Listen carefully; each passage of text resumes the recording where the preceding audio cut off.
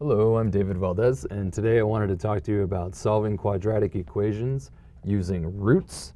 And let's take a look at an example that we've been solving by using a difference of squares, that is solving by factoring. Suppose we had this, x squared minus 16 equals 0. Now you recognize that as a difference of squares. You can say I can factor that into x minus 4 and x plus 4, then use the zero factor property to obtain two solutions. But let me show you a different way, and that is solving by using roots. And it's somewhat quicker, I think. Let's take a look. So in the essence of what we're trying to do here, we're just going to solve for x squared.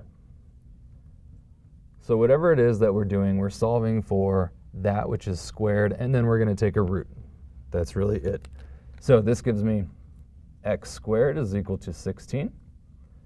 To solve this equation, I need to take a square root of both sides of this equation. So the square root of x squared is equal to, leave a little bit of space, the square root of 16. And the reason why I left a little space here is we're going to have to add a plus and a minus, and I'll explain that here in a second. Let's see how this comes out. The square root of x squared is just x. Equal to, on this side, my plus and minus sits there. The square root of 16 is 4. And so essentially what I'm showing here is that I have two solutions. Okay?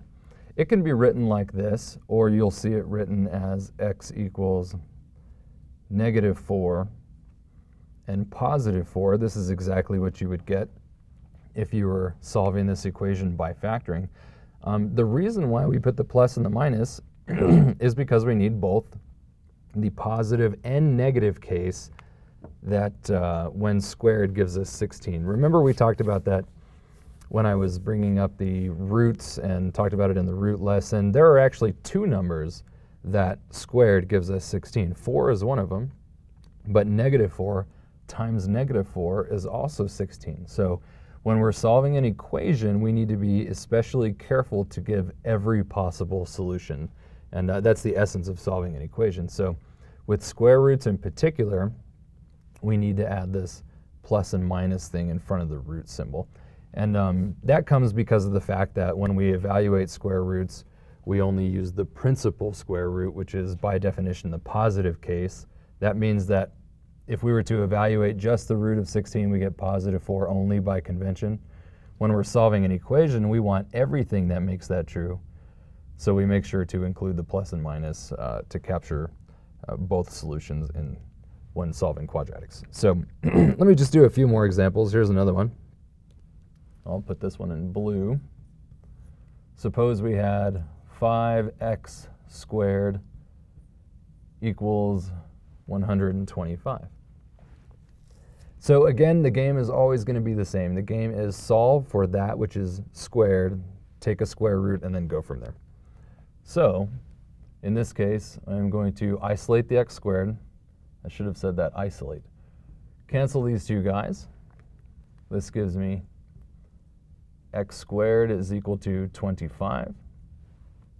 Take a square root of both sides. So I got the square root of x squared over here equals, leave a little space there, the square root of 25. We're leaving space for this plus and minus. Now you don't have to write it on both sides. In fact, that makes everything quite confusing.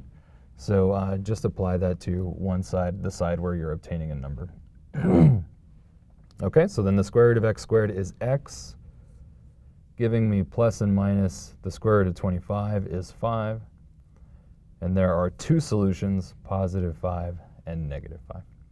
And let me just kind of continue to increase the complexity of these equations while I'm doing this lesson on solving by using roots.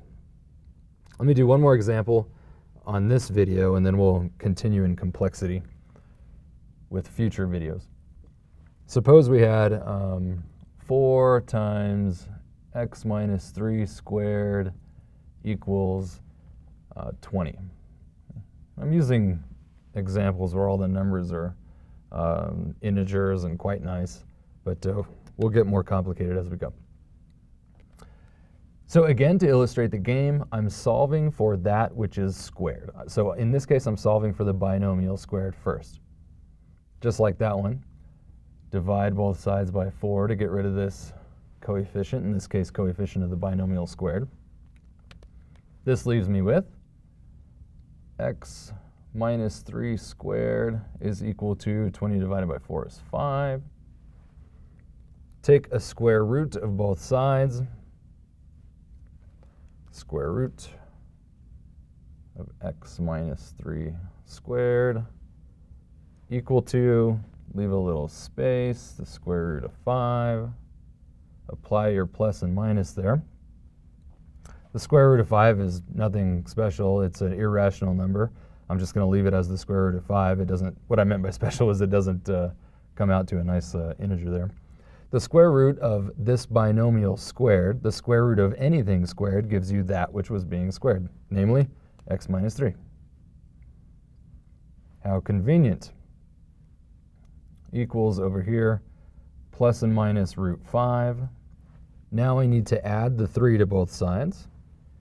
Add 3. Now I'm not really going to add it to this guy. It's, for one, it's got two values. One is plus, one is minus. Another, it's the square root of 5, which again, it's not 5, it's some irrational number. So I'll just put it over here for lack of a better place to put it. And this gives me then x equals.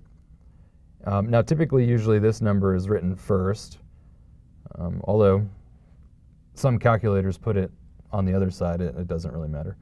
X is equal to 3 plus and minus the square root of 5, and there it is. And remember, this actually represents two solutions. One solution is 3 plus the square root of 5. One solution is 3 minus the square root of 5.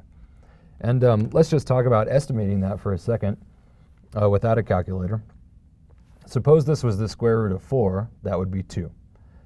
If it was the square root of 9, it would be 3. So it's somewhere between 2 and 3. That is, the square root of 5 is somewhere between 2 and 3, much closer to 2.